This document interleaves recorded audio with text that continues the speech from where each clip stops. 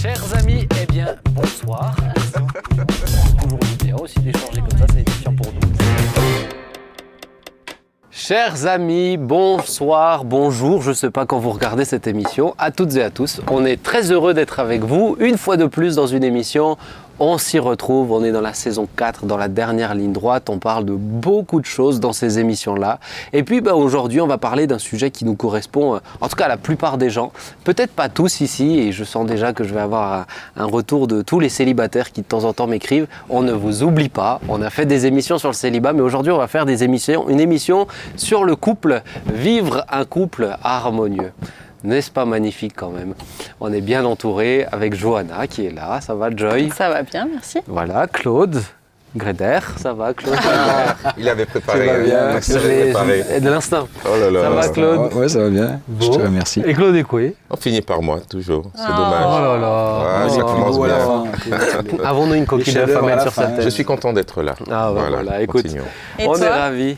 Moi ça va, merci. Écoute, ça va. Les nuits sont bien courtes. Ça va. Non, mais ça va. Mais alors, la question de vivre un couple harmonieux, c'est quand même n'empêche important, puisque on a fait la promesse jusqu'à ce que la mort nous sépare, et comme on vit de plus en plus longtemps, ça serait bien d'avoir des pistes aussi de réflexion sur toutes ces années. J'aime bien ton introduction. Je me suis dit, ça va mettre aussi les. Peut-être qu'on peut déjà parler de combien d'années on a de mariage. Alors toi, tu es le plus ancien, Claude. Tu as combien d'années? 32. Ah ouais, pas mal. Dans quelques jours, 32. Ouais. 30, dans quelques jours? Ouais. Ah, pas mal. Donc 33 à la date de cette diffusion, alors, puisqu'on sera normalement au mois de juin, si je ne me trompe pas. Joy? 7 ans. 7 ans. Oh, C'est beau. c'est le chiffre parfait. Ah ouais, là, c'est... Ah ouais, C'est la phase de bascule, les 7 ans. À ce qui paraît. Ah ouais. Comme ça. Moi, on m'a dit, si tu passes les 7 ans, c'est bon. Ah ouais. Je sais pas pourquoi. Moi, j'ai entendu, 10 ans, hein. j'ai entendu qu'il y a plusieurs phases. Oui, il y a plusieurs phases. T'as les 21 aussi, non? Quand t'as plus de 20 ans, là. En fait, c'est les multiples de 3, c'est ça? Et Ouais, c'est toi, vrai. Claude, t'as Sept. combien de temps? 16. 16 ans. Voilà. 16 ans de mariage. 16 ans de mariage. Ah déjà. bah ouais, c'est C'est bien. beau. Ouais, c'est Ah beau. oui, merveilleux. Et moi, j'ai Plus que moi. 10 ans l'année prochaine de mariage. Et Tu as 10 ans. Tu as douté? Waouh. 2015, ouais. Donc j'ai Bravo. 9 ans cette année, 9 ans de mariage. J'ai plus de mariage que toi? Mais oui, Ah ouais, je me suis mariée la dernière de la famille. Ah ben voilà. Il en fallait une. Il en fallait une. Mais c'est bien, elle s'est bien mariée, donc on est content pour elle. Tu C'est connais Céline, la chanson Céline? Dis-moi, Céline, les années ont passé. Je pensais toujours à Joy quand je la vois. Oh, mais il est... Mais elle est mariée maintenant. Je ne c'est connais bon. pas. Tu vois, ouais, c'est une chanson française. Bon, ta culture générale, Claude, me laisse à désirer, je trouve. Bon, mais alors l'idée c'est de parler un peu des expériences aussi, hein, parce qu'avec toutes ces années d'expérience, on a plus ou moins, mais il y a différents profils aussi, parce qu'on ne peut pas parler que des années d'expérience. Ton épouse est différente de la mienne, ton époux est différent de son épouse. Bah oui, Ça serait bien. Ça correspond. à beaucoup Par d'égards. principe. hein. Mais je trouve ça intéressant de s'arrêter là-dessus. Alors Claude, premièrement, je t'ai demandé d'amener la réflexion sur quel est le rôle de chacun, de l'époux et de l'épouse. Comment vois-tu les choses? Qu'est-ce que tu pourrais dire à ceux qui sont peut-être là, les futurs mariés, les jeunes mariés ou les mariés en détresse? Voilà, rappelle-nous le rôle de chacun. Peut-être un peu rebondir sur ce qu'on entend, une tendance actuelle dans les médias, où on a le sentiment qu'il y a une combativité ou un combat féminin qui voudrait absolument répartir notamment les charges de travail et Ouais. on voit parfois les rôles, rôles et fonctions. Et des fois, je résume ça comme ça, on a le sentiment qu'aujourd'hui encore, ce serait sous le slogan « les femmes au fourneau, les hommes au boulot », ce qui n'est pas tout à fait le cas. Alors, je me suis permis de retourner un peu dans l'histoire, notamment un peu comme Jésus qui a dit vous dites ça, mais au commencement, il n'en était pas ainsi. Alors, au commencement, il y avait cette création, donc la création avec l'être humain comme étant le summum de la création. Et puis, chapitre 2, on a cette arrivée de Ève, qui n'était pas là au chapitre 1. Et donc, Adam, là, contrairement à tous les autres animaux qui ont été créés, lui, il ne trouvait pas sa moitié. Pas son Isha, celle qui était parente de sang, celle qui était os de ses os. Et donc du coup, c'est comme si Dieu avait poussé le bouchon pour le pousser finalement à demander à ce qu'il ait quelqu'un à qui lui corresponde. Et finalement, vous connaissez cette anesthésie générale qui a eu lieu, on extrait une côte et puis il y a une création d'une femme et quand elle arrive, il dit, cette fois-ci c'est vraiment Femme, os de mes os, chair de ma chair, c'est une parente, c'est une partenaire unique. Et remarquez peut-être au passage qu'il n'y avait qu'une partenaire. Hein, il n'y a pas eu 36 partenaires, c'était la monogamie dans un endroit, un environnement où il n'y avait pas d'autres couples ou d'autres humains sur Terre. Donc juste pour une petite remarque au passage, ça peut aider notamment dans la compréhension des rôles et surtout de la fidélité dans les rôles. C'est au chapitre 2 qu'on arrive à cette notion d'altérité physique. Qu'il y a un homme et une femme. Parce qu'au départ, on ne sait pas trop si Adam n'était qu'un homme, un masculin, au sens masculin du terme, ou s'il était androgyne ou pas. En tout cas, il ne trouvait pas. Enfin, il n'avait pas de correspondance vis-à-vis. En tout cas, il y a une altérité physique qui n'est pas que physique, avec une différenciation des rôles du couple. Qui est d'ailleurs, je dirais, accentuée dans le chapitre 3, après la chute, où Dieu dit de la femme, dans une forme de sanction, il dit, écoute, j'augmenterai les difficultés de ta grossesse, les douleurs de ta grossesse, donc quelque chose qui est profondément inné dans la femme, à savoir cette capacité, cette volonté, cette envie de donner la vie, de communiquer la vie. Et puis de l'autre côté, il dit à l'homme, eh ben, pour toi, pour te sanctionner, je vais te rendre un peu difficile le labour des champs, le travail de la terre. Et donc du coup, cette notion qui arrive tranquillement dans l'histoire de l'humanité, à savoir qu'il y a des rôles, je dirais, profondément induits de par la nature même d'être humain, à savoir que la femme, elle communique la vie, elle a cette volonté de le faire, et puis l'homme, ben, lui, il pourvoit à ce que cette vie puisse se développer, il donne le cadre, il amène tout ce qu'il faut, aussi la direction. Hein, c'est peut-être plutôt la fonction que le rôle, la fonction de direction. Et en même temps, il y a cette altérité physique, altérité psychique et altérité dans les rôles. Mais aussi une très belle complémentarité des rôles et des fonctions. Donc ça, on peut le dire un peu comme ça, de manière un peu brute de décoffrage. Viennent les fonctions. Hein, il y a la fonction de chef. On entend souvent ce mot-là un peu mal compris, celui qui donne une direction. Et puis comme dans n'importe quelle équipe, il y a un qui a le dernier mot. Dieu lui dit, écoute, c'est toi qui as le dernier mot, mais tu es responsable. D'ailleurs, c'est intéressant de voir que lorsque Dieu, alors que c'est Ève apparemment qui a goûté d'abord au fruit défendu, ben c'est Dieu qui va d'abord s'adresser non pas d'abord à Ève, mais à Adam. Où es-tu? Donc l'homme est responsable. Il rend des comptes de la bonne gestion de sa maison. Et par contre, la femme, elle a une capacité d'épauler. Soumettre, épauler, ce sont des mots qui se complètent dans les textes bibliques, d'épauler et effectivement de permettre que ce couple fonctionne. Et pour terminer le tout, il résume ça dans Genèse 2,24 en disant l'homme quittera son père et sa mère. Et des fois, ce serait bien aussi que la femme quitte son père et sa mère. Je le dis comme ça entre nous, hein, s'attachera à sa femme. Et les deux feront un projet, deviendront une seule chair. Il y a une progressivité dans la capacité de fonctionner, de se fondre l'un dans l'autre, tout en restant chacun avec une personnalité.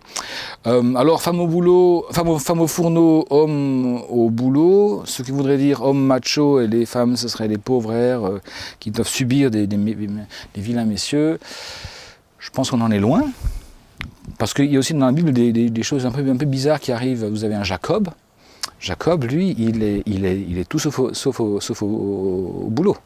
Lui, son boulot, c'est à la maison, il fait la cuisine, hein, il fait les petits mets. D'ailleurs, c'est son frère Ésaü qui va à la chasse, etc. Et puis, dans le Proverbe 31, il y a aussi une femme qui est décrite, une femme vertueuse, qui est tout sauf une femme au fourneau.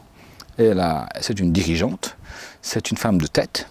C'est une femme qui sait prendre des décisions, elle acquiert des champs, elle revend des champs, donc je veux dire, elle est une commerçante, elle organise un travail à la maison, enfin c'est une femme de tête. Donc, quand on dit rôle, les fonctions, je crois qu'il y a des grands cadres dans les rôles qui sont donnés par Dieu dès le commencement. Après, et c'est peut-être là qu'on pourra débattre tout à l'heure, après, j'ai l'impression que c'est plutôt au fil des siècles, comment s'organise ce rôle concrètement. Dans un temps où, par exemple, il y avait une vie essentiellement agricole, où les familles étaient ensemble du matin au soir et du soir au matin, comment s'organisait la vie là, comment se partageait les rôles. Est-ce qu'il n'y a pas des femmes qui des fois sont sorties dans les champs aider le mari à rentrer la fenaison, ou le mari des fois en hiver aider la femme à faire à manger, parce que voilà, dehors il n'y avait plus rien à faire. Comment ça s'applique dans une société occidentale où on voit de monoparentalisation, choisie ou forcée, où on a des papas absents ou des papas refusés, mais des pères qui restent néanmoins responsables devant l'autorité suprême. Ceci étant dit, dans cette société occidentale monoparentalisée, où on voit de monoparentalisation. Je rappelle quand même qu'en France, il me semble que c'est 60% des enfants qui naissent naissent de familles monoparentales. Donc, 60%. ouais, c'est devenu un chiffre qui a explosé ces dernières années. Et puis enfin, dans une société actuelle où les deux parents sont forcés de travailler, ou presque forcés de travailler, ne fût-ce que pour faire bouillir la marmite, comment s'organisent les rôles. Et pour terminer, peut-être, je dirais que, pour éviter d'aller dans la caricature, pour poser la question, comment se traduit le fait d'aimer sa femme jusqu'à donner sa vie pour elle, d'après Éphésiens 5. Qu'est-ce que ça veut dire? Comment ça se traduit dans le quotidien? Et une femme qui soutient son mari, celle qui habite à la campagne, qui a un jardin, qui a des terrains autour, différemment de celle qui habite en appartement dans un HLM. Et puis enfin, je trouvais ça rigolo de voir en Islande, par exemple, que les hommes tricotent. Vous saviez ça? Oui. Les hommes tricotent en Islande. À l'école maternelle, primaire, on leur apprend à tricoter et ça ne pose aucun problème aux messieurs. Ils tricotent comme les femmes, ils se font des pulls, ils se font des bonnets, ils se font des cache-nez, etc. Après, il n'y a plus beaucoup de vikings chez eux. Et malgré l'absence des vikings, ils font du tricot. Voilà, peut-être pour un petit peu dégrossir la question du rôle. Beaucoup de hachettes. Hein. C'est dommage. Bon, ok, merci Claude du coup ce tour d'horizon. Alors peut-être la question, on peut parler de ça. Qu'est-ce que vous comprenez en 2024 de ce qu'est le rôle, tu l'as dit, le rôle d'un chef de famille, puisque le rôle de l'homme dans ce que tu dis selon la Bible, c'est le rôle d'un chef. Mais qu'est-ce que vous comprenez dans le rôle d'un chef si les deux travaillent, si les deux, dans notre contexte à nous? Là, on n'est plus chez Adam et Ève, Oui, on n'est plus tout c'est seul, ça. on est en ville, on est dans notre quotidien à nous, là, dans notre contexte de société. Joy, c'est quoi pour toi ton mari en tant que chef? Ben, pour moi, en tout cas, mon rôle en tant qu'épouse, c'est d'être un vis-à-vis. Et du coup, partant de là, on est un couple, on échange. S'il y a des décisions à prendre, on va prendre le temps d'en discuter, d'en parler. Et effectivement, si à la fin, on n'est pas forcément d'accord, ou si moi, je n'ai pas d'avis plus tranché que ça, mais c'est lui qui va décider au final. Mais c'est toujours dans un échange et dans un... Donc il y a des fois où il a dû trancher des trucs où tu n'étais pas d'accord? Ben, franchement, rarement. Parce qu'à force de discuter, T'arrives à le convaincre? Soit j'arrive à le convaincre. Oh, non, mais on la connaît. C'est On ça. la connaît. Quand même. C'est peut-être ça.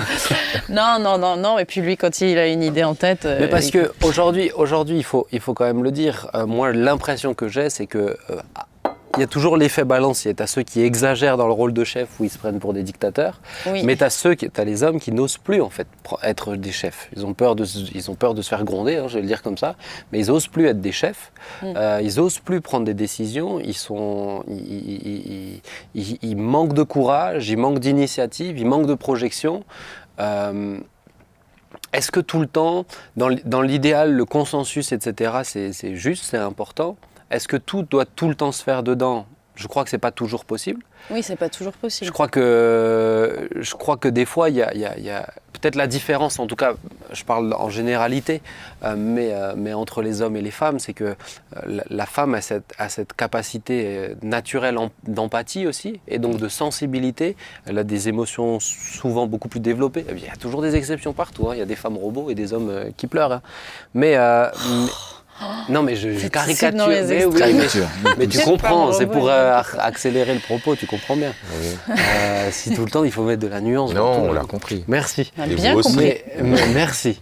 Mais pour moi alors, mais en règle générale, on voit quand même cette tendance-là de l'homme et cette tendance-là de la femme. Donc je pense qu'il y a des choses où il faut que l'homme il soit capable de... Oui, et puis, je veux dire, son rôle en tant que chef, c'est de mettre ce cadre qui rassure toute la famille, en fait. C'est un cadre rassurant. Moi, je sais que lui, en plus, il n'a pas beaucoup de difficultés à décider. Donc, si parfois, moi, je mets plus de temps, eh ben, je sais que lui, il va pouvoir trancher. Et... C'est vrai que toi, il y a des cas où tu peux mettre du temps. Des cas où je peux mettre du temps. Pas d'attaque Oui. personnelle. Non, mais c'est vrai. Mais disons que c'est ce cadre rassurant qui nous... Mais c'est intéressant ce que tu... sans être juste dans une blague. En règle générale, le féminin plus de mal à prendre des décisions. Ben, en tout cas, lui, il est plus rapide à pouvoir Toi, trancher. au-delà de chef de famille, toi tu es chef de tribu quand même, on sent qu'il y a... Amen, amen. Comment amen. tu vois la chose? Amen. Moi, j'aurais Et avec Claire aussi. Trois éléments Comment de- Claire, elle voit les choses? trois éléments de compréhension. Après, je parlerai de mon couple, hein, si tu es curieux. Oui. Mais, On veut tout savoir, Claire. mais j'ai trois C'est le éléments moment. de compréhension. En tout cas, quand je vois la société actuelle, l'immaturité des hommes. Vraiment. C'est-à-dire, on voit bien que les femmes, une femme à partir d'un certain âge, elle conçoit déjà son mariage, elle conçoit déjà le couple, elle conçoit déjà le foyer. Bon, je ne sais pas si c'est le cas aujourd'hui avec cette génération. Ah, j'allais te dire, c'est plus. Mais nous étions dans une génération où quand j'ai rencontré ma femme, elle savait déjà quelle robe elle allait mettre, comment est-ce qu'elle voyait son couple. Alors moi, c'est des questions que je ne m'étais jamais posées. On a Ta robe. l'impression que il y a une forme... T'es en forme là ce matin, je te sens bien là. C'est d'être vif. On a l'impression qu'il y a une forme, sincèrement, d'immaturité. L'homme est encore à la PlayStation, à ses activités, à ses passions, alors que la femme est déjà dans une dimension beaucoup plus maternelle. Je l'ai vu en tout cas moi dans ma génération. La deuxième chose, Ça se perd. pardon, Ça se perd beaucoup. La maturité. c'est-à-dire Chez les Chez femmes, les tu femmes, ça se perd ça se perd. énormément. Et c'est dommage. Et je voyais aussi, je voyais aussi des hommes qui manquent de courage. Sincèrement, là, c'est un point, c'est incroyable comme rapidement à discuter avec... alors, on est dans des généralités, hein, on n'est pas là, je sais qu'il y a des exceptions, des femmes qui en manquent aussi, mais pour être entouré quand même de femmes dans le cadre du service, une femme va rapidement venir te dire ce qu'elle pense, comment elle le pense, et discuter quand ça ne va pas. Et j'ai des hommes autour qui se cachent, qui, sous prétexte de prendre sur eux, couvrent des choses et ne sont pas en capacité de se tenir et de dire la vérité, de dire ce qu'ils pensent. Et le troisième point aussi que je relève, on reste là sur... Bon, c'est ma vision, hein, ce n'est pas... Je dis c'est ma vision, mais c'est le manque de vision. La femme C'est ça. se soumet à une vision, Mais oui. Ouais. soumet à un homme qui sait ce qu'il veut et sait où il va. Et cette dimension de vision, de voilà ce que je veux de mon couple, de mon foyer, de ma famille, la direction que je veux donner, beaucoup de femmes, aujourd'hui, parce qu'elles ont à côté d'elles un homme qui n'a pas de vision, refusent de se soumettre à quelqu'un qui n'a pas de GPS en fait. Mais qui n'est pas rassurant du Et coup. qui n'est pas pas rassurant. rassurant. Et parce qu'elles ne sont pas rassurées, se voient à remettre en question toutes les décisions ou tous les choix, parce qu'elles voient bien que ces choix aujourd'hui ne sont fondés sur aucune base, Conviction. aucune conviction. Et aujourd'hui, c'est rose et demain c'est vert. Et pour une femme qui, de par son identité, a besoin d'être rassurée, a besoin d'être protégée, se dit hey, si je donne la clé de la voiture à celui-là, il va nous faire tourner en rond en fait. Et en tout cas, c'est un peu la réflexion que j'ai. Pour revenir à moi, j'ai eu la grâce de tomber sur je dirais un ange, hein, ma chérie. mais au-delà, sur une génération aussi de femmes, ma femme est d'origine ménonite.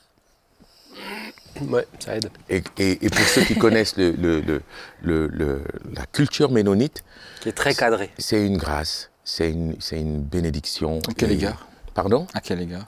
Ça veut dire que ma femme a été éduquée dans le principe du service, de la soumission. Je n'ai pas de la soumission, calmez-vous, tout va bien, mais aussi d'un rapport à l'homme qui n'est pas dans la revendication, qui n'est pas dans une forme de confrontation, qui n'est pas dans une forme de... Et je dois avouer, j'ai jamais eu à lutter pour avoir une place ou à prendre quelconque place.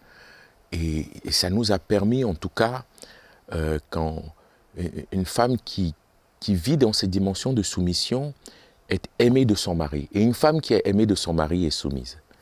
Du coup, j'ai envie de dire, c'est comme ça que je l'ai vécu. Je pense que la notion de c'était une grâce. soumission, elle est souvent mal comprise aussi. Tout comme la notion de chef est mal comprise. on considère, beaucoup considèrent le chef comme quelqu'un qui impose une autorité de manière violente et du coup considèrent la soumission comme accepter cette autorité de manière violente à être imposée, alors que bibliquement c'est pas du tout ça. Hein. Éphésiens 5 dit le contraire. Ouais. Enfin, Et l'autre élément que tu as relevé, tu vois, par rapport aussi à ton épouse, c'est que aujourd'hui, et tu l'as mentionné Claude, beaucoup de femmes grandissent dans des contextes où ils ne voient pas d'hommes. Mhm. Ils grandissent dans des contextes 100% féminins. Donc le jour où elles se marient, elles sont face à un homme et ne comprennent pas en fait quelles sont les différences, ne comprennent pas les rôles, etc. Donc c'est doublement challengeant, je pense. Et moi je pense aussi qu'on est, comme on est dans un contexte où l'homme, on est dans un contexte ultra-féministe sur le plan idéologique, l'homme qui doit être rabaissé pour l'élévation de la femme, forcément tu as des hommes qui sont beaucoup plus couards, ils osent moins parler, ils osent moins, mais à cause de ce contexte-là. Et puis tu as des femmes qui ont peur en fait de cette notion biblique de la soumission, pensant que c'est se remettre sous un modèle machiste, tout simplement. Et juste peut-être une petite parenthèse aussi, c'est que les hommes ont abandonné tous les domaines liés à l'éducation. C'est-à-dire aujourd'hui, un enfant à partir de la crèche, de la maternelle, du primaire, va être dans un environnement plus ou moins féminin. Ouais. Dans les foyers, pour avoir été éducateur, les foyers d'enfance, un environnement féminisé. Donc, le social, hein. Il y a très peu de figures masculines en lien direct avec l'enfant, si ce n'est le père quand il est présent. Et du coup, les enfants grandissent dans un univers quand même féminin, avec la place de la femme, le rôle de la femme, la prégnance de la femme. Et quand ils sont confrontés finalement des fois à la réalité du masculin ou de l'homme, des fois, c'est même pas, j'ai parlé de confrontation, ça devient une confrontation. C'est ça. Parce qu'ils ne se sont pas construits Parce qu'ils ne se sont pas construits avec. Mais comme tu as dit, il faut aussi de que les pères ils soient présents à la maison, tu vois, il faut aussi mais sans prendre le rôle de la mère. Il faut que parce que là, on parle sur l'éducation, là, mais sans prendre le rôle de la mère, parce que des fois, c'est ça. Aujourd'hui, moi, je vois une forme d'éducation qui monte, mais où il n'y a plus de distinction entre le rôle de la mère et le rôle du père. Alors qu'il y a des distinctions à faire. Il y a du quotidien où la mère est investie beaucoup plus. Et regarde, moi, mon petit, le petit d'un an, il fait ses dents. Je fais ce que je veux, hein, je le prends, ça change rien. Et tu le poses avec sa mère, c'est ce que j'allais dire, c'est qu'en fait, c'est naturellement que ça se fait. C'est ça. En fait. Moi, je vois mon mari avec les filles, il est très impliqué dans la relation avec elles, mais effectivement, elles ne vont pas chercher la même chose chez lui que chez moi. Et je voulais juste rebondir, parce que dernièrement, on passait du temps avec une maman, son fils, mais qui grandit pas avec son papa. Et je voyais Pierre discuter avec le petit, lui. Et je me suis dit, mais vraiment, en fait, un échange entre un enfant et un adulte homme, il n'y a rien à faire, c'est différent, parce qu'un homme va le chercher sur un autre terrain et va éveiller en lui d'autres... Et puis il y a des choses. Moi je le vois avec les miens, je vais donner par exemple à Adam des perspectives. Actuellement t'es trop petit pour couper du bois à l'âge. Mais avec papa, il a déjà le droit de tenir une hachette. Parce qu'il sait qu'un peu plus tard, il pourra faire avec papa. Là où maman, elle va plus materner. Maman, elle ne sait même pas ça. J'espère qu'elle n'écoute pas cette émission. C'est pour ça que j'aimerais dire qu'il faut que les mères laissent le père jouer son rôle. Oui, c'est ça. Parce que des fois, c'est Freud qui dit, bon, je ne sais pas s'il faut citer Freud ici, il dit l'homme, le pater familial est là pour introduire la loi et couper le lien incestueux entre la mère et l'enfant.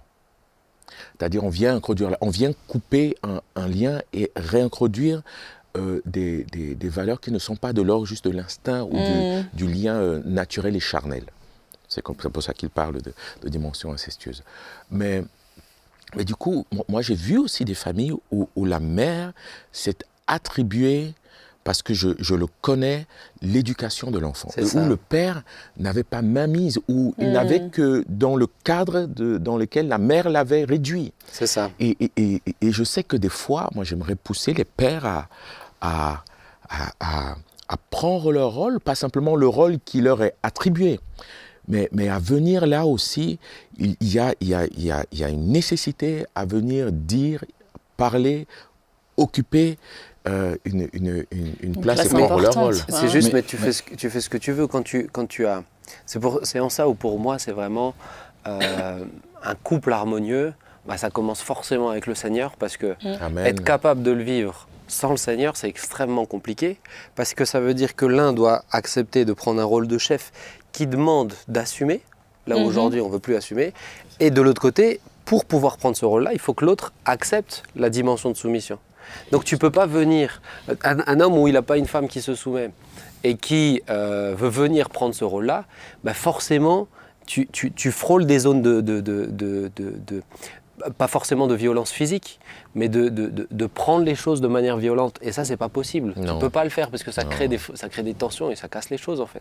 Mais je pense que la notion en tant que femme maintenant, la question de la soumission, elle se comprend aussi au fur et à mesure, parce que plus la confiance grandit dans ton mari, Très bien. plus la confiance augmente, plus c'est facile en fait, parce que tu sais, il va faire les bons choix, déjà le Seigneur est sa priorité, donc on sait qu'on est dans le bon cadre, et plus la confiance grandit, plus c'est facile. Et quand tu as l'impression, quand ton mari n'est pas chrétien, et si Joy, ton mari n'était pas chrétien, tu fais comment? Parce que c'est le cas aussi de personnes qui nous écoutent, ton mari n'est pas chrétien, tu as l'impression qu'il n'est pas un bon chef de famille. Quelle est cette dimension de soumission? Est-ce que tous les non-chrétiens sont des mauvais chefs de famille? Non, mais t'en as qui le... Mais ce que je veux dire, c'est la femme a l'impression. Parce que moi, j'ai déjà entendu ça. Moi, je me soumets, des femmes qui disaient au mari, mais moi, je me soumets si tu prends vraiment ton rôle. Mais est-ce que ça doit marcher comme ça, en fait? Ou est-ce que c'est pas l'inverse? Tu vois ce que je veux dire? Je pense que l'important, c'est d'abord d'obéir à la parole de Dieu, quoi. Et quand on n'est pas dans un cadre de mari violent, etc., là, accepter. Mais c'est facile à dire sans être dans... Non, on gère un peu des grandes généralités. Oui, c'est ça. Mais je pense que ce que tu avais dit était extrêmement important. Quand Adam est arrivé et qu'il a trouvé sa moitié, il était adulte, il était mûr. Rien que ça déjà. Ouais. Puis il était en bonne santé. Il n'avait pas eu une éducation qui a fait que l'arbre était déjà malmené avant même qu'il ne devienne mûr. Donc il n'y a pas des redressements ou des courbures à redresser avant qu'il ne se marie. Et puis elle aussi est arrivée dans un contexte parfait, je dirais. Il n'y avait pas eu de données, des traumas d'enfance qui auraient pu perturber ces deux-là, quoi. Ouais. Il n'empêche que malgré tout, le brave Adam, malgré ce contexte absolument idyllique, et parfait, il a réussi à laisser à Ève se fourvoyer dans le fait de manger du fruit défendu. Manque de courage. Voilà. Et donc je pense que le problème de fond qu'on va connaître dans les temps qui viennent, et qui sont déjà là, c'est le problème de l'éducation et de mettre nos garçons et nos filles devant des figures paternelles, des figures maternelles, mais qui sont équilibrées. Vous avez dans votre famille, vous connu un grand-père qui a été comme ça, ce patriarche, je dirais, qui était plein d'amour, plein d'affection, tellement aimant, mais qui a laissé dans vos mémoires, à vous, petits-enfants, mais aussi pour beaucoup d'autres, je dirais, fils et filles spirituels, une image de quelqu'un qui connaissait son Dieu. Et qui savait où il allait. Qui savait où il allait. Mais c'est ça, et qui entraînait. Mais il était pas juste que dans l'amour, il était indéboulonnable. Il savait où il allait complètement. Dans l'amour, il disait mais non. il savait dire non aussi. Ah bah oui, c'est ça, dans l'amour, il disait non. Non, il est indéboulonnable, c'est pour ça que pour moi, c'est et c'est très rassurant. Chef, tu vois, vraiment. Mais comme on l'a dit tout à l'heure, on va essayer d'avancer dans cette réflexion, mais pour pouvoir réussir à ce que chacun vive son rôle, et puis on avance dedans, il y a de quoi aussi se comprendre. Et Joy, je t'ai demandé d'aborder les défis de compréhension. Ils sont nombreux. Hein. Non, ils sont nombreux. Moi, je trouve que c'est ce qui était plus difficile. Il y a cette phrase qui dit entre ce que je pense, ce que je dis, ce que tu entends, ce que tu comprends, il y a plein d'étapes aussi pour se planter dans la compréhension. C'est ça. Ouais. Donc, vas-y, dis-nous là où tu ne t'exprimes pas bien, Joy. Là où je m'exprime pas bien. Oui, voilà, pour comprendre tes défis. Non, mais je ne sais pas si vous avez vu ce spectacle-là, Les hommes viennent de Mars, les femmes Oui. de Vénus. Non, mais je l'ai vu. Je l'ai la vu. bande-annonce. J'ai T'as lu vu le bouquin la aussi. bande-annonce ? Oui, voilà. Il y a quand même des grandes vérités qui sont là et en fait, intrinsèquement, on est quand même complètement différents, quoi, les hommes et les femmes. C'est pas faux. Et d'où le fait de devoir apprendre à se comprendre. Et par exemple, moi, je crois qu'un homme, enfin, ce que j'ai cru comprendre, Attention, les 3 hommes. Là. c'est que c'est ça, ouais, d'ailleurs, tu aurais pu faire au moins une parité aujourd'hui. Ouais, ils vont parler après. Ah non, parité, oh non, ouais, ça y est, donc, tu vois.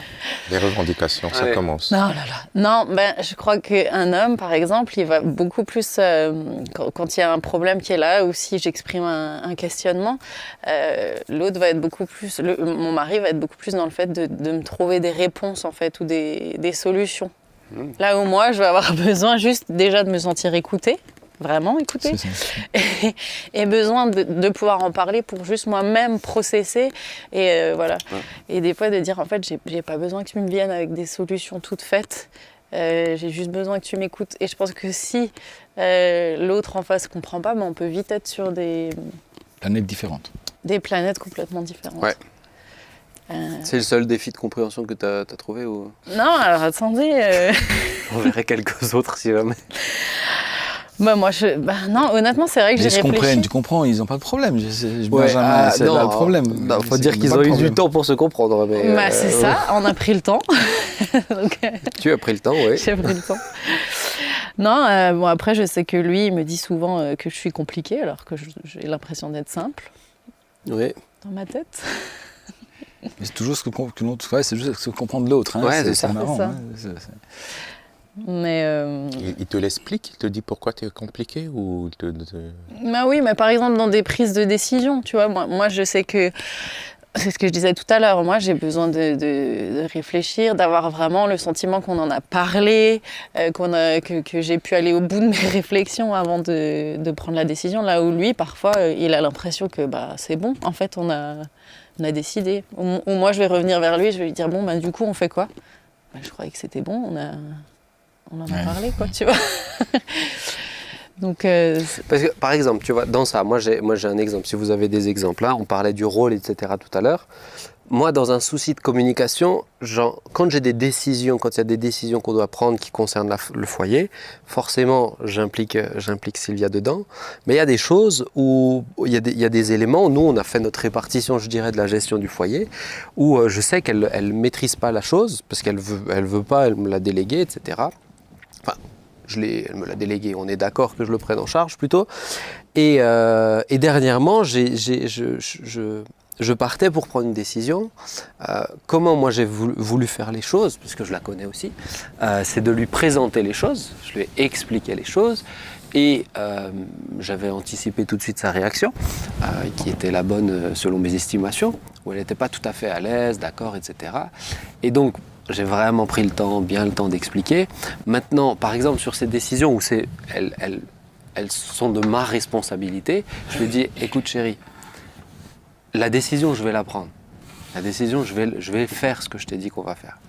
Par contre, je veux que tu sois avec moi, donc je te laisse du temps. Je la fais pas tout de suite. Je te laisse du temps pour qu'on en rediscute encore, etc. Mais c'était pas pour qu'elle, ça changerait rien à la décision, parce qu'en général, quand je lui présente quelque chose, c'est pas que c'est déjà acté, mais c'est que j'ai déjà largement plus d'éléments qu'elle dans ce choix-là, puisque ça fait des mois que je travaille dessus. Mais c'est pour la prendre avec. Tu comprends ? Mais il y a des éléments où, des fois, je peux comprendre.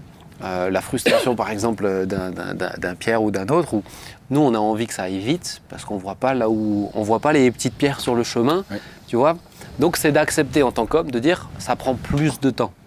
Pour moi déjà ça c'est un défi de compréhension. Il faut que l'homme accepte de dire ça va pas aller à ma vitesse parce que si je veux qu'on aille parce ensemble, qu'on est à deux. il faut prendre le temps. ça. C'est ça. Ça dans les deux sens, je pense que Ouais. des fois la femme aussi prend des décisions. J'ai vu chez nous, hein, il y a des choses où honnêtement, avec les toutes petites qu'on avait, les grandes primas, elle fait des choix, mais j'étais content qu'elle les prenne. Mais après j'ai dit pourquoi tu as fait ce choix-là, ou tiens j'ai pas compris là, maintenant je te fais confiance. Mais je pense que dans n'importe quelle décision d'une équipe, type, celui qui mène ou ceux qui mènent ont forcément une longueur d'avance sur ceux qui sont à côté. Et donc, fameuse aide, il faut chercher ceux qui sont... Nous, on a fait tout ça, au chemin, il faut chercher les autres pour qu'ils arrivent aussi à mûrir la décision et dire « Ok, mais je conçois, oui, d'accord, je donne mon accord. » Et du coup, tu gagnes du consensus. C'est ça. Qui n'est pas toujours forcément possible. Il y a des fois des décisions à prendre à l'instant. Voilà, c'est maintenant et c'est pas dans 3 jours. Quoi. C'est maintenant qu'il y a une affaire à faire. C'est maintenant qu'il y a une. C'est ça. Voilà.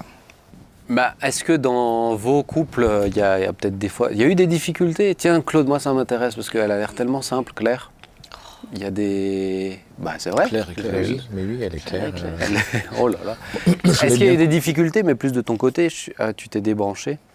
Si tu peux te rebrancher, merci. Voilà, c'est parce que je ne voulais pas en parler. c'est Claire qui t'a poussé. Elle t'a dit tes branches. Non, vas-y, explique-nous.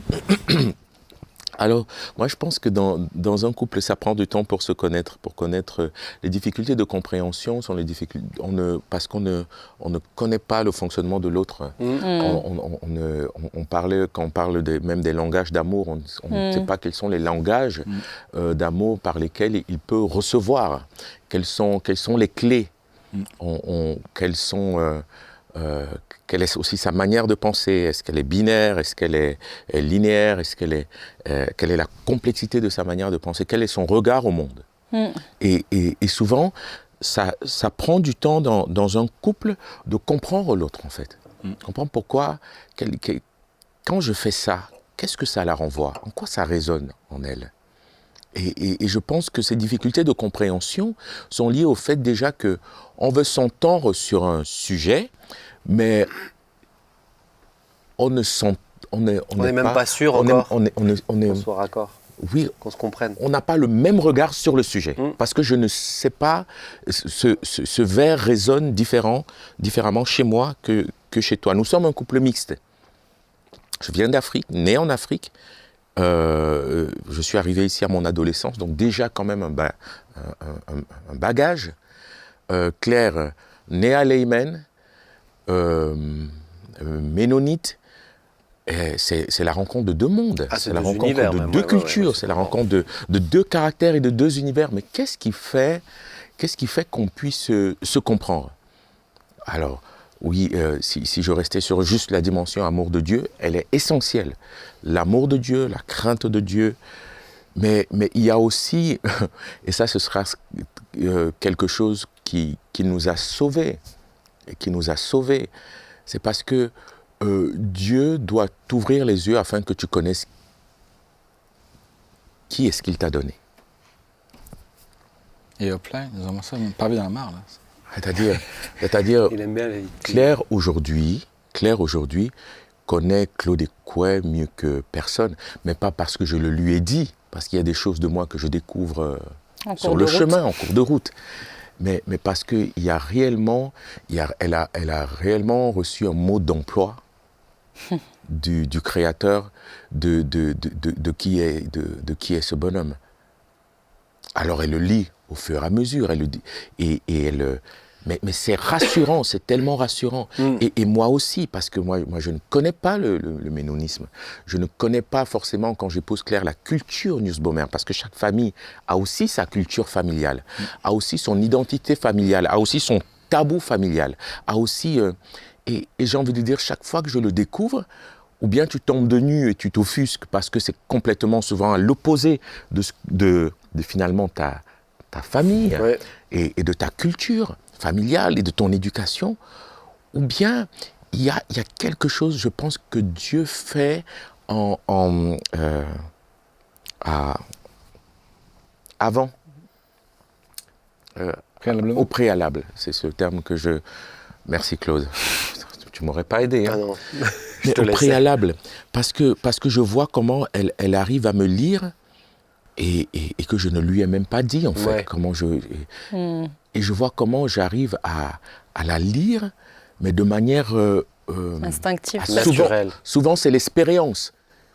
Tu dis bon, ça je vais plus le reproduire parce que j'ai compris. Mais des fois c'est de manière naturelle où tu dis hé, il y a Claude, non. Mais c'est là où pour moi, quand la Bible elle dit ils font qu'une seule chair, tu vois aussi c'est cette le devenir, dimension ouais. dans le temps. Ce que tu disais, c'est un processus. C'est un quoi. processus. Tu le vois dans le Ouais. temps, tu vois que c'est marrant quand tu vois des couples qui ont 60, 70 ans de mariage, où mais ils parlent de la même manière. Tu as l'impression que c'est deux sosies presque. Hein. Presque Mais c'est physiquement, pour ça ils que ont tu des traits tu aussi. dis plus ça avance, plus c'est beau en fait, parce qu'il y a de moins en moins d'incompréhension et... Mais on n'est pas obligé de vivre 10 années de galère pour arriver là. Bah oui. Je pense réellement qu'il y a des couples qui se seraient évités tout cette... on n'apprend pas tout par expérience. Heureusement qu'on a des professeurs aussi qui nous enseignent des choses et qui nous permettent à un moment T de traverser ou de réussir l'épreuve. Et sincèrement, j'ai envie de dire, en tout cas, on n'a pas tout appris par expérience. Il y a des choses, il y a un disque dur que Dieu nous a installé de l'un de l'autre.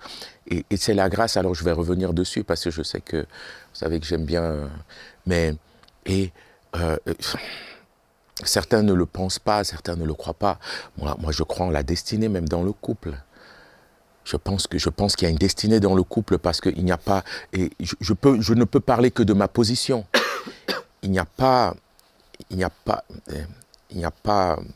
après 16 ans de mariage, il n'y a pas moyen que nous puissions vivre le mariage que nous vivons aujourd'hui si Claire n'était pas celle que Dieu m'avait précommandée. Ah ouais. C'est impossible, parce que ce n'est réellement pas... Il n'y a pas si ça l'était, je vous le dirais, il n'y a pas d'effort. C'est elle qu'il me fallait. Et j'espère qu'elle peut dire la même chose. Mais ça n'empêchera pas qu'il a fallu du temps. Mais oui. Pour arrondir les angles, pour que vous vous emboîtiez. Et il en faudra encore. Des caractères, il faudra encore. Il faudra encore. Et vous avez aussi eu des challenges qui vous ont soudé encore plus. Clairement. C'est-à-dire que quand tu as des choses extérieures sur lesquelles tu es obligé de te concentrer, bah souvent ça renforce et ça évite de se concentrer sur les choses, des détails des fois qui sont à l'intérieur aussi. Bon, alors sur ce sujet-là, on n'est pas du tout d'accord. Moi, je ne crois pas du tout à l'âme sœur, mais je crois qu'on l'a déjà fait. Hein. Je crois on a fait une émission là-dessus. Mais j'étais pas là, bien. donc je me Parce que permets si de tu la dire... loupes, t'es mal barré après. Enfin, je ne peux que parler de mon expérience. Oui, mais on comprend, et c'est beau. Hein. Mais comme dit, moi, je suis convaincu aussi que tu vois, moi, quand j'ai été malade, et Sylvia était là alors qu'elle était fiancée, bah forcément, tu as des aspects qui sont consolidés. Fiancée à toi, hein, je précise. Oui, elle était fiancée à moi. Il n'y a pas de raison que le choix le plus important de notre vie, hors celui de choisir Jésus, il n'y soit pas pleinement impliqué. Parce que... c'est pas la même chose. Impliqué, oui, ça c'est sûr. Mais quand je dis impliqué, là, on est en train de qu'il ne bifurquer soit de sujet. Ah, pardon. Là, est-ce que Dieu te laisse le choisir lui? Pourquoi il ne pourrait pas te laisser choisir ton épouse? Mais bon, là, on est en train de bifurquer. C'est mieux quand c'est lui qui choisit pour nous. Mais lui, il aime la liberté. Ah ouais. Mais Ceux qui ont été libres le sont restés. On est en train... Arrête de faire comme ça avec tes mains de chef de tribu, là. Mais pour moi, je pense que il y a les épreuves qui consolident aussi. Mais tu l'as dit, Claude, il y a le fait de se marier plus ou moins jeune. Ouais. Il y a un héritage, il y a un héritage familial, tu l'as dit. Est-ce que tu as grandi dans une famille monoparentale ou non? Est-ce que tu as eu l'habitude de communiquer avant? Est-ce que tu sais ce que c'est de communiquer à un sexe opposé? Tu vois, toute cette dimension-là... Est-ce que c'est elle ou c'est pas elle? Toi, tu relances les choses. Mais je pense, Claude, tu dis ça, mais te valider ton même couple, il y a 100 ans en arrière, aurait été beaucoup plus difficile à vivre. Parce qu'aujourd'hui, il y a quand même une mondialisation qui se fait. Et moi, j'ai vu, au fil des 40 dernières années, des couples mixtes se constituer. Mais ça s'est venu, ça s'est accéléré, c'était ces 10-15 dernières années. Avant, c'est pas que c'était pas faisable, mais c'était plus compliqué. C'est déjà compliqué entre un Allemand et une Française. C'est déjà compliqué, ou entre un Alsacien et une fille du Sud. Donc c'est mixte aussi, dans un autre contexte. Mais donc je pense qu'il y a aujourd'hui, quand on parle de grandes marques de vêtements ou de nourriture, on se comprend tous. On a tous une même idée derrière un burger ou derrière... Le côté culturel est beaucoup plus mondialisé aujourd'hui. Donc je te rejoins en disant qu'il y a peut-être une... Enfin, moi je suis plus dans une idée que dans un champ plus restreint, il y a une liberté de choix. Alors, est-ce clair? Pour toi, peut-être, tant mieux, je suis content. Il y a plusieurs clairs. Il y a plusieurs Tu aurais peut-être pu y avoir un autre Claire. Mais n'oubliez pas combien Dieu a donné Rachel à Isaac. Hein. On n'a pas oublié. Voilà. Donc ça veut dire qu'il y a toi, des tu cas... veux relancer sur ce sujet alors que moi je veux avancer. Non, mais il y a c'est pas des grave. cas où Dieu a choisi. Oui. Il y a des cas où les hommes ont été libres. Donc je veux bien en tant que... Mais c'est Jacob qui a choisi sa femme. Ah, et vous avez vu là, c'est pas la même histoire. Hein, après. C'est pas la même histoire, mais elle est pas mal non plus, l'histoire. Tu as un Pierre qui était marié, tu n'as jamais eu l'indication que c'est Dieu qui lui a donné. Si. Non, pas et on peut dire qu'il s'est battu. Hein. Pierre, c'était quoi le troisième point Pour moi, là on part vraiment sur autre chose. Pardon. Mais peu importe ce qu'on croit là, ce qu'on peut dire c'est que il y a quand même des défis de compréhension. C'est vrai. Tu peux pas ignorer qu'il n'y a pas de défi, parce que sinon ça veut pas. dire qu'on est pareil. Excuse-moi, le Clairement faire On est aiguise le vraiment pas faire. pareil. Et des fois tu te dis, tu vois, moi tu décris Pierre qui fonctionne souvent comme moi à ce niveau-là, et on prend les décisions, on avance, et puis tu te dis, tiens, punaise Seigneur, pourquoi tu as créé quelqu'un qui est à l'opposé? Mais parce que justement, en fait, ça nous améliore. Ça nous enrichit, ouais. Donc c'est la complémentarité. Si on Amen. est deux exactement pareils, C'est juste. c'est censé le faire aiguise le faire. Ça c'est aussi biblique. C'est-à-dire que t'es quand même aussi, t'as des temps de friction qui permettent d'arrondir les angles, de se comprendre. Donc c'est aussi lié à l'apprentissage. Mais oui. C'est pour ça que c'est jusqu'à ce que la mort nous sépare, parce qu'il y a du défi. Il y a du défi. Maintenant, est-ce qu'il y a du défi jusqu'à la mort? Ça, j'y crois pas non plus. Je pense que tu as des automatismes après. Et comme dit, Et quand tu te connais tellement bien. c'est ça. Et quand tu es dans des contextes où aujourd'hui, pour moi, le mariage, le fait de tenir un couple dans notre société à nous, rien qu'en soi, c'est déjà une bataille. Parce qu'il y a tout qui s'oppose à ça. Tout est facilité pour pas tenir. Mais moi, c'est ce que j'allais dire.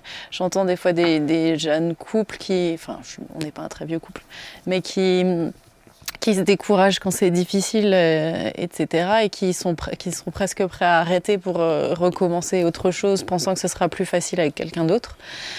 Mais c'est juste ce processus en fait qui est nécessaire. Au début, tu as ces temps de friction, mais plus le temps avance, plus c'est beau. Et j'ai juste envie de dire c'est dommage de lâcher alors que le meilleur reste vraiment à venir. Et moi, du haut de nos 7 ans de mariage, je le vois déjà en fait.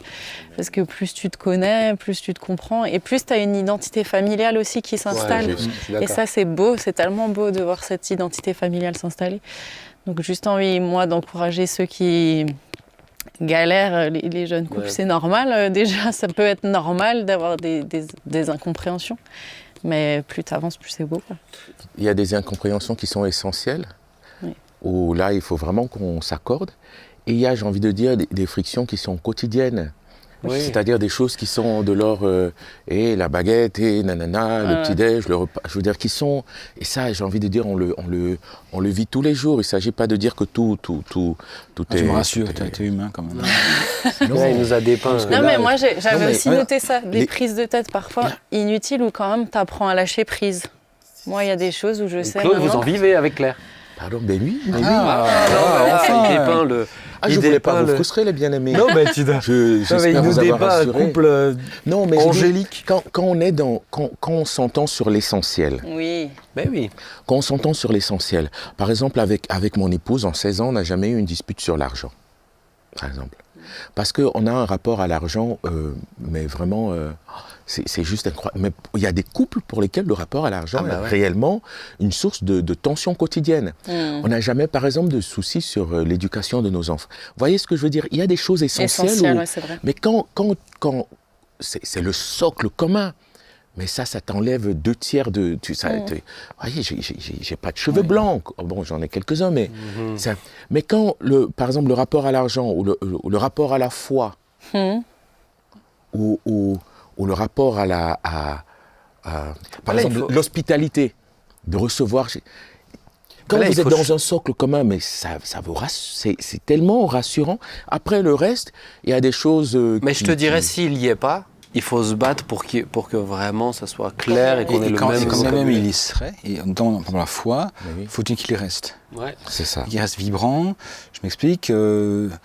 Voilà, vous avez 7 ans de mariage, 15 ans, 10 et 16 ans, j'en ai 32.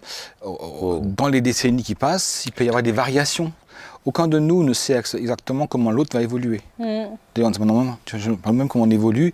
Est-ce qu'on va rester ferme dans la foi ou est-ce qu'on commence à tergiverser? Il y a toutes sortes de problèmes qui arrivent. Et donc, du coup, les données, Crise de la quarantaine. les données initiales qui ont fait évoluent et il faut le tenir. Donc, du coup, quand on parle vivre en couple harmonieux, je pense, et je me permets de le dire comme étant l'aîné de tous ce matin ici, enfin ce soir, c'est de craindre Dieu. Amen. Crainte de Dieu. Amen. De garder une crainte de Dieu, que chacun puisse continuer à craindre Dieu, parce que c'est ce qui va nous garder. C'est ce qui va nous garder. On peut tellement être vite pris. Je veux dire, aujourd'hui, il y a les sollicitations, je dirais, intrafamiliaux, où 3 clics de souris, vous êtes sur n'importe quoi. Moi, j'ai entendu l'autre jour quelqu'un qui est marié depuis une dizaine d'années, il passe ses nuits sur Internet à jouer. Il s'est installé une salle de jeu virtuelle. Je me suis dit, mais... Non, rien que le temps qui est passé, je veux dire, c'est phénoménal. Quand on regarde aujourd'hui, il y a une émission qui est passée l'autre jour sur une chaîne nationale sur la consommation des réseaux sociaux et le temps passé sur les réseaux sociaux, etc. par des jeunes. Il y avait une jeune fille de 18 ans, donc elle ne le croyait pas. Finalement, à la fin, ils ont demandé de chacun de vérifier le temps. 12 heures par jour. La moyenne des ados, mais alors je me dis, mais qu'est-ce que cette jeune femme apprend de sa mère pour construire sa vie, ou de son père pour construire sa vie, ne fût-ce que choses élémentaires, savoir faire un petit plat, quoi. La moyenne des Français, tout âge confondu, c'est quand même 5 heures. 5 heures par jour. La moyenne des Français. Les Français. Donc, parce que les personnes âgées, ils y sont beaucoup aussi. Oui, et puis quand tu entends aujourd'hui des gens Facebook qui ont fait... quand aujourd'hui on apprend qu'il y a une nouvelle tendance des divorces à des gens, des sexagénaires. Ah ouais, vraiment. Des gens qui avant partir de retraite, bon maintenant la maison est payée, les enfants sont sortis, ciao, je m'en vais. Parce que justement ça, je voulais juste le dire, on va quand même partir sur la dernière partie de l'émission. Mais tu le disais tout à l'heure, il y a les années, il y a les décennies, mais il y a les contextes. Une épouse qui devient une mère, un époux qui devient un père, c'est des éléments dans l'équation qui ne facilitent pas non plus des fois la compréhension, etc. Parce que il a ou elle n'a que les yeux pour ses enfants à ce moment-là, parce que pendant tout un temps le couple survit parce qu'il y a les enfants, mais les enfants sont plus là. C'est le défi de rester ensemble au-delà des enfants. C'est pour ça que tu ne peux pas tout donner aux enfants. Tu ne peux pas tout investir dans les enfants. Oui. Mais on va avancer parce que j'aimerais. On arrive sur l'heure déjà d'émission. Mais Claude, du coup, succinctement, si tu peux nous présenter ta pensée, et puis on va essayer d'aller dessus. Vivre un couple harmonieux, normalement, quand on se marie, c'est pour chercher le bonheur de l'autre, c'est pas chercher son propre bonheur. Donc, comment tu contribues, c'est la partie que je t'ai donnée, contribuer à l'épanouissement de l'autre, plutôt contribuer à l'épanouissement de l'autre. Qu'est-ce que tu fais pour que Claire soit épanouie, pour qu'elle soit pleinement bien? Alors je vais le faire de manière raccourcie, j'ai déjà beaucoup parlé, mais une chose, c'est connaître. Je pense que je l'ai déjà dit, il faut connaître l'autre. Il faut connaître ce qu'il a reçu. Qu'est-ce qu'elle a reçu à côté de moi? Qui est-il? Qu'est-ce qu'il a reçu en Dieu? Qu'est-ce qu'il a reçu en Christ? Quelles sont ses capacités? Quelles sont ses compétences? Quel est son cœur? Et des fois, j'ai envie de dire, ou bien on prend le temps pour le découvrir et on le découvre aussi sur le chemin, sur la route. Tu vois, je n'aurais jamais pensé aujourd'hui, Claire, elle n'aurait jamais pensé non plus, sûrement, mais alors sûrement, mais elle aime profondément l'Afrique. Elle aime profondément les Africains, elle aime profondément une culture, et je suis sûr que à Claire, il y a 20 ans, elle n'en était pas confrontée. C'est du bon travail. Je ne sais pas si c'est moi. Donc, connaître l'autre, c'est découvrir qui est caché derrière finalement, et me permet de dire j'ai une part, puisqu'on parlait tout à l'heure, on l'a déjà dit, la femme est une aide, on vient dans une forme de complémentarité. Ça veut dire que si Dieu m'a mis à ses côtés, il y a une part de moi qui le complète. Et il y a une part d'elle qui me soutient, qui est mon aide. Mais quelle est sa part? Quelle est cette sensibilité? Quelle est cette grâce qu'elle a reçue que je n'ai pas? que je n'ai pas. Par exemple, mon épouse est vraiment gentille. Claire, elle est gentille. Tous ceux qui la croisent disent elle est gentille. Moi, j'ai d'autres qualités. J'ai d'autres qualités. Mais Claire, elle va discuter avec tous les voisins. Elle va parler avec tous les voisins. Elle va connaître tout. Elle va saluer tout dans le quartier, du chemin, alors qu'on habitait à Rixheim, du chemin jusqu'à l'école. Elle connaissait tout le monde, elle saluait tout le monde, elle parlait avec tout le monde. Mais grâce à elle, ça nous a permis d'avoir toujours des relations cordiales, de bon voisinage, d'entente. Donc voilà. Maintenant, est-ce qu'il y a des choses où tu te focuses en disant je veux l'aider à se développer là-dedans? Investir, ouais. Valoriser. La valoriser. C'est-à-dire valoriser, c'est trouver sa valeur. Quelle est la valeur qu'elle a? Quelle est la valeur ajoutée qu'elle a? Quelle est la valeur que je lui reconnais et quelle est la valeur qu'elle ne se reconnaît pas elle-même, mais que je vois en elle? Il faut que je lui dise. Il faut que je lui dise ça. Il faut que je lui dise, ma chérie, sincèrement, quand ce que tu fais, c'est... Et elle dit, mais elle ne le prenait pas comme étant une valeur. Mais je lui donne cette valeur et je lui rajoute cette valeur. Et je lui permets de découvrir cette valeur. Donc c'est en reconnaissant ses qualités, c'est en félicitant, c'est en la complimentant, pas comme une flatterie, mais comme essayer de sortir en elle, de polir en elle la valeur finalement auquel tu es au bénéfice. Ouais. On est toujours d'accord? Oui. Écouter, c'est apprendre à se taire, entendre et comprendre, savoir être un bon interlocuteur. Ta femme a besoin de parler, tu dois écouter. Je l'ai appris à mes dépens. Moi, au début de notre mariage, Claire ne dormait pas si on n'avait pas réglé, si on n'avait pas parlé. Et toi, tu arrivais à t'endormir? Moi, je partais. Chez nous. C'est insupportable. Mais elle me réveillait. Merci Claude. Elle te réveillait? Elle me réveillait. Ouais, moi pas. Et j'ai appris avec le temps que si je voulais dormir tôt, il fallait régler très vite. Cette demi-heure, elle pouvait être ou bien une demi-heure ou bien 2 heures.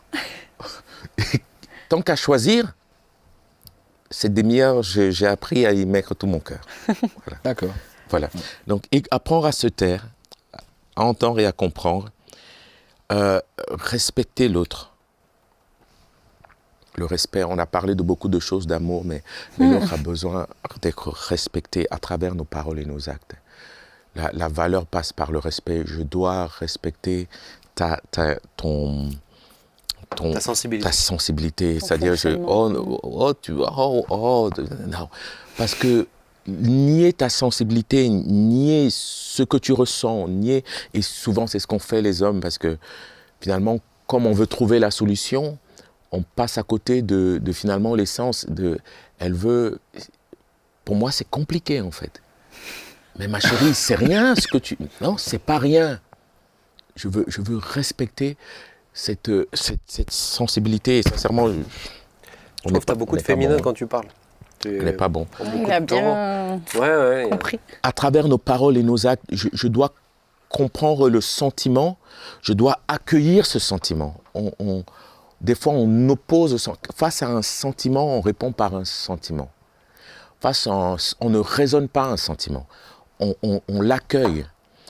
Et elle a besoin, alors qu'on accueille ce sentiment, qu'on y oppose, qu'on y réponde par un sentiment aussi, sentiment de bienveillance.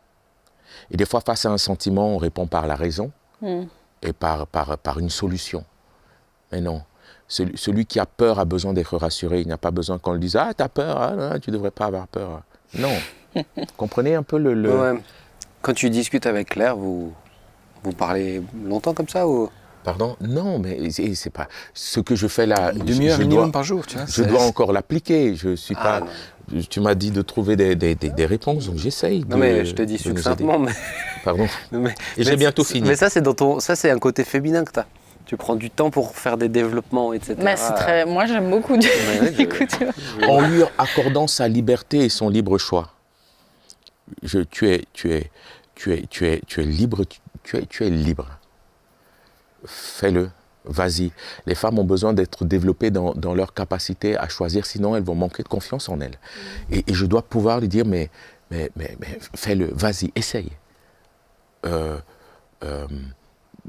Et ça lui permet, on est toujours dans l'idée de la valoriser, mais pour qu'on la valorise, il faut qu'elle fasse ses choix. Il faut même qu'elle se trompe, il faut qu'elle apprenne.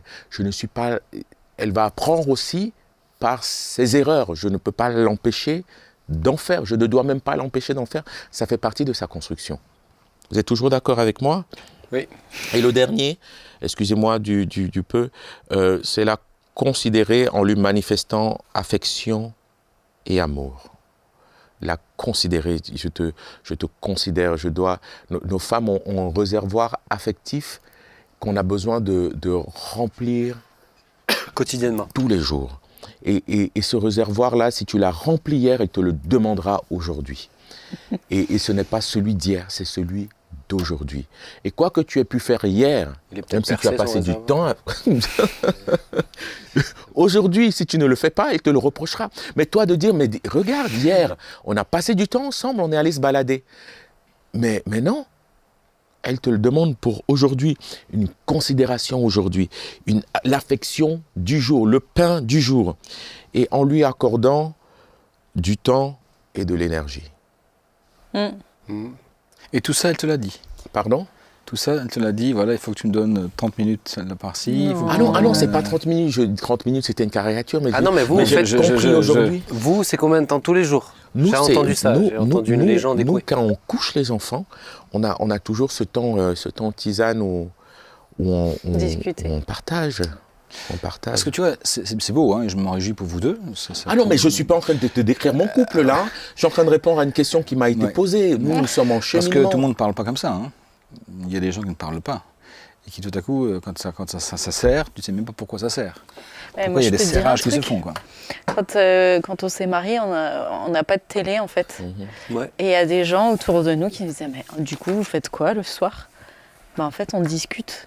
Mais je pense comme les gens ont aussi l'habitude de se remplir leur temps avec des distractions, des divertissements, c'est un espace qui se donne plus et je trouve que juste discuter... C'est juste, mais selon les profils que tu disais, et Claude, je te rejoins, selon les profils, il y a aussi des gens et t'as des personnes, à la fin de la journée, ils ont besoin d'un temps seul.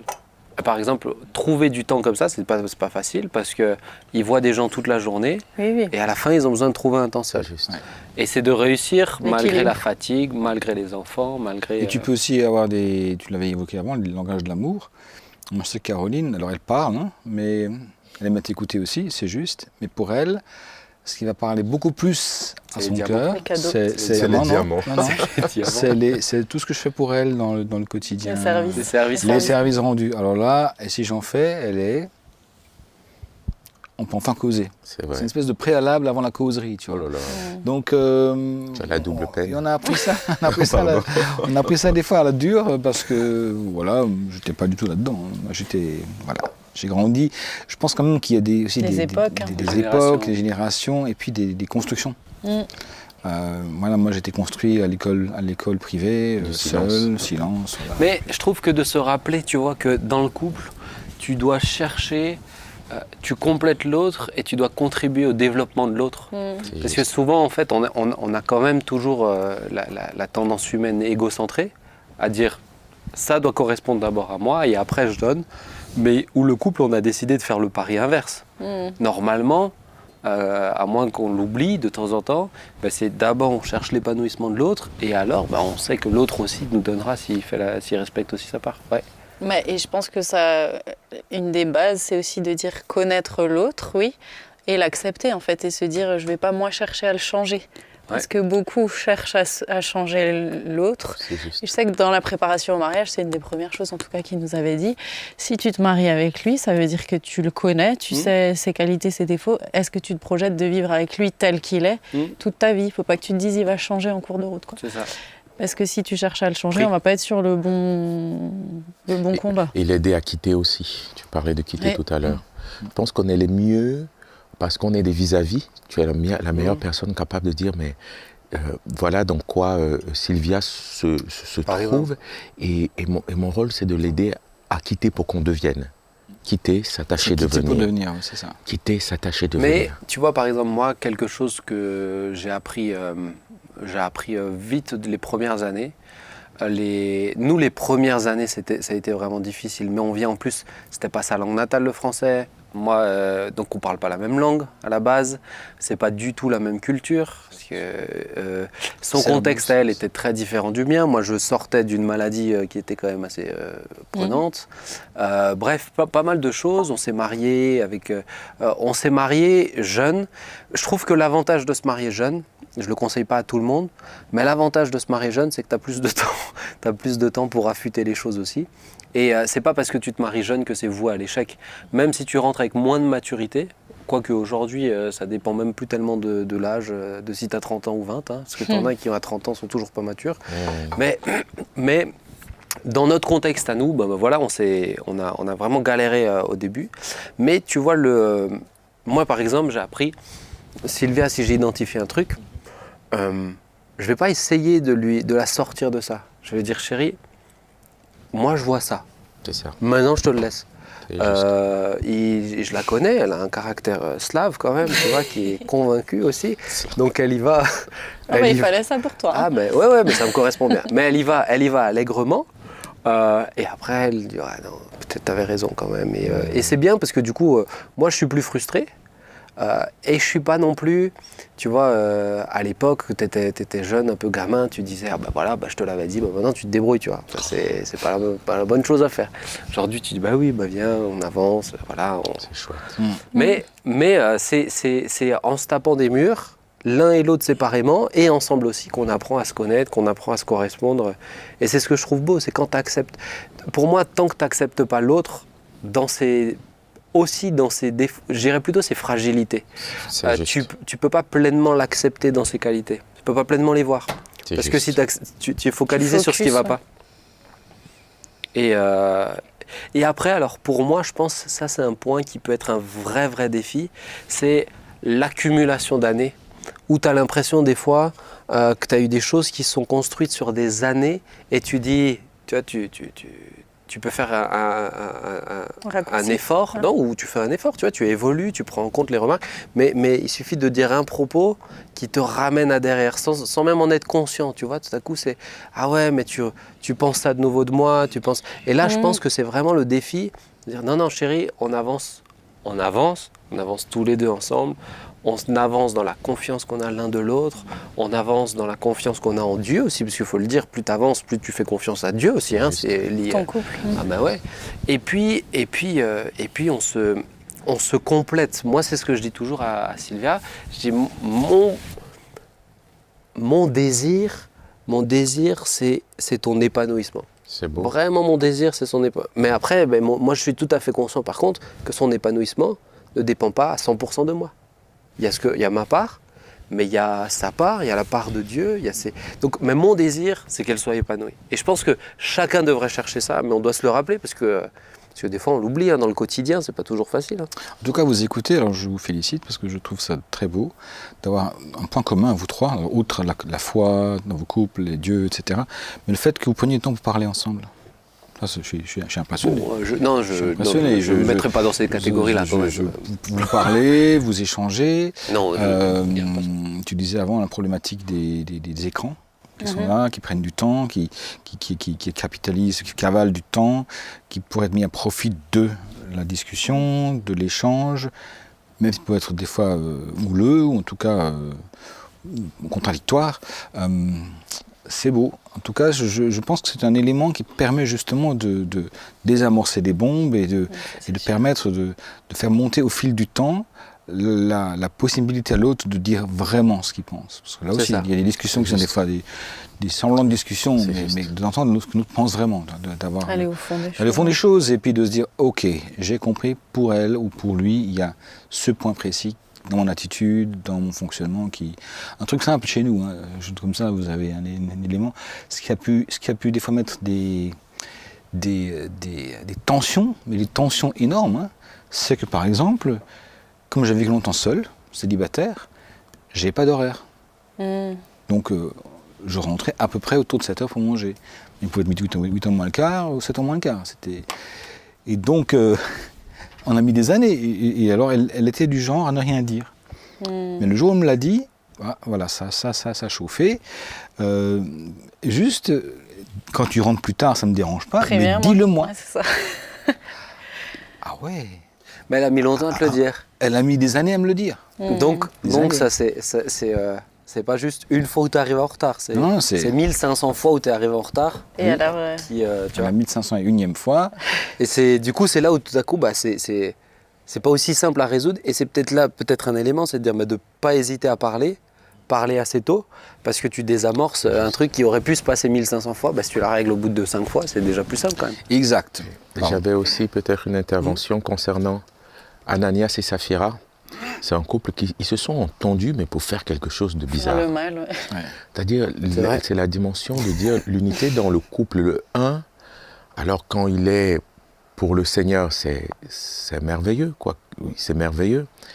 Mais je suis content d'avoir une femme qui m'oppose. Une forme de... ça va bien aller avec ce que je fais. Qui me renvoie des choses. Elle le fait. Ah oui, elle n'est pas d'accord avec moi. Et elle me le dit. Elle a trouvé aussi la confiance et l'assurance pour pouvoir me le dire. De la bonne façon. Et ouais, ça c'est une grâce. Ça c'est clair. Du coup. C'est une grâce. Mais je suis content parce que finalement, compléter l'autre ou valoriser l'autre, c'est venir aussi couvrir une part de sa nudité. C'est ça. Et de venir compléter ses carences. Et on a besoin de ça. Et ses faiblesses.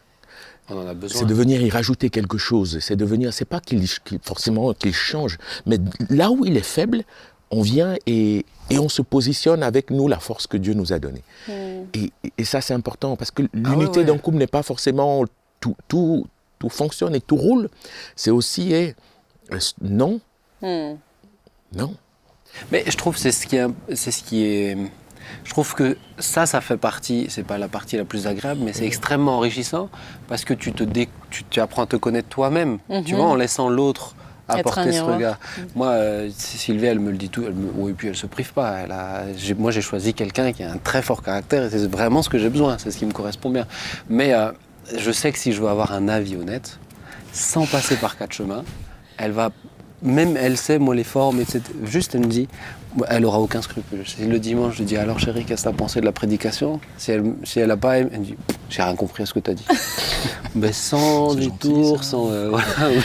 mais ça, dans d'autres éléments, c'est hyper enrichissant. Parce que si tu laisses l'autre être un miroir, tu apprends à te découvrir aussi. Ouais. Et moi, du coup, ça me permet de rebondir. On va terminer avec toi, Joy. Ouais. C'est bien. Merci. Donc voilà, plusieurs fois, on disait que la femme est une aide. Et c'est vrai, elle a une aide, mais le terme initial, c'est une aide semblable.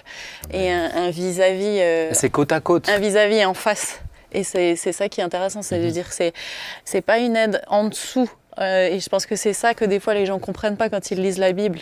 C'est pas une question de valeur, c'est une question de rôle et de fonction, mais la valeur, elle est la même. Et tu es une aide en face pour aussi renvoyer des choses et pour faire avancer ensemble la famille, quoi. La soumission dans la Bible à ce niveau-là, c'est pas dans le côté vis-à-vis. C'est dans le côté fonctionnement. L'homme, il doit prendre cette décision et la femme, elle doit être capable de se mettre sous cette responsabilité-là. Mais en face, je dirais quand on est dans la relation, c'est pour ça que je l'avais dit il y a quelque temps à l'église, quand Dieu a pris la côte, c'est parce qu'il l'a pris à côté. Il ne l'a pas pris en dessous, il ne l'a pas pris au-dessus, il l'a pris à côté. Elle est au même niveau que l'homme. Amen. Et puis sans compter que ce texte que tu cites de Éphésiens, parle de soumission de la femme et l'amour inconditionnel du mari, démarre avec un verset juste avant qui dit « Soumettez-vous les uns aux autres ». C'est pas toujours moi qui ai raison, mais c'est peut-être elle qui a raison. Mais moi je dis « Ok, j'acquiesce, tu as raison, je prends cette décision-là, celle que tu as proposée ». Moi j'acquiesce toujours qu'elle se trompe. Non, c'est pas vrai. Pourquoi finir sur une mauvaise note? C'est pas une mauvaise note, un peu d'humour, ça reste le ton de l'émission quand même. Exactement, c'était très sérieux aujourd'hui. En fait, c'est toi, tu prends le mauvais rôle toi-même. Non, j'avoue que les gens ils pensent de moi. Ma femme, elle dit que je suis gentil. Des fois. bien. Nous Des aussi, on le dit. Non, vous le dites pas trop. Oui, Mais c'est pas grave, gentil. j'en veux pas, ma sœur, c'est pas grave, c'est pas ma femme, ma sœur. Heureusement. On va terminer. Ok. Sur une Comment très est-ce qu'on belle note, termine, tu vois. Non, mais là, Ouais, j'étais en ouais. train de regarder mon verre. Ah, il n'y a plus d'eau. Dommage, j'aurais bien bu un coup. Non, mais en tout cas, je pense que c'est encourageant. C'est édifiant aussi de se dire, bah voilà, on avance, on chemine. Et puis, pourquoi pas refaire cette émission dans 20 ans. Oui. Claude, tu Je seras serai encore vieux. là. J'espère. Et on va voir comment ça se passe. C'est marrant parce que quand tu discutes des trucs de couple avec vraiment les anciens, ils n'ont même pas tant de choses à dire. On hein. se Et- pose même plus de questions Oh parce non, que il tout dit, est oh, devenu. tu sais. Et c'est intéressant à dire quand même parce qu'on a parlé de mon grand-père, mais ma grand-mère, c'est une femme de caractère de feu hein, quand même. Ah bah hein. oui. Lui, on le voit tout tranquille, etc. Elle, vraiment, c'est pas quelqu'un qui s'écrasait et qui vraiment, dans le parler. Elle l'a dans, complété. Ouais. Ouais, et puis Une vraie mulhousienne, tu sais. des fois, elle l'a C'est protégé et beau. tu la vois. Des fois, elle prenait les coups de fil avant lui à la maison. Bon, elle grondait les gens avant que. Elle grondait parce qu'il manque de tact ou il manque de sensibilité. Pourquoi vous appeler à cette heure-ci, etc. Et elle l'a protégé d'une certaine manière dans certains cas. On va terminer par la prière, si vous le voulez bien. Je vais demander à l'ancien, à l'expérimenté, de nous conduire Ouais. dedans. Seigneur, nous te bénissons que tu nous donnes des directives, des conseils, des modèles qui nous permettent de construire des vies de couple harmonieuses, des vies familiales où les enfants grandissent bien, où ils voient des parents qui s'aiment l'un l'autre, où ils voient des papas qui aiment leur maman, où ils voient des mamans qui soutiennent leur mari, et où ils ont un modèle eux-mêmes qu'ils peuvent reproduire. Nous te prions que tu donnes à chacun qui nous écoute, qui nous regarde, eh bien, l'occasion de saisir des éléments clés qui peuvent permettre à leur vie de famille, à leur vie de couple, de réguler les choses afin qu'ils deviennent harmonieux, afin qu'il y ait de la beauté, qu'il y ait de la joie, qu'il y ait le royaume de Dieu qui s'installe dans les vies de famille. Amen. Nous te rendons grâce pour cela, bénis chaque internaute, bénis chaque visiteur, permet que chacun et chacune soit enrichi par cette émission. Nous t'en rendons grâce, Seigneur. Amen. Amen. Eh ben, merci à vous trois pour votre Merci. C'était enrichissement à cette émission. Chers amis, merci. Que Dieu vous bénisse. N'hésitez pas à partager aussi vos conseils. Mais voilà, je fais juste cette parenthèse. Quand vous mettez des commentaires, s'il vous plaît, n'écrivez pas des romans. C'est pas le but de l'espace commentaire. C'est pour ça que des fois, on ne peut pas tout publier comme ça. On ne publiera pas non plus si vous mentionnez des références qu'on ne maîtrise pas, parce que c'est un espace public, mais c'est la porte ouverte qui en est responsable. Donc voilà, vous pouvez partager succinctement vos expériences, vos témoignages, vos questions. Et puis avec joie, la communauté répondra aussi ce qu'elle pense. Que Dieu vous bénisse. À bientôt. Ciao. Au À revoir. bientôt. Au revoir.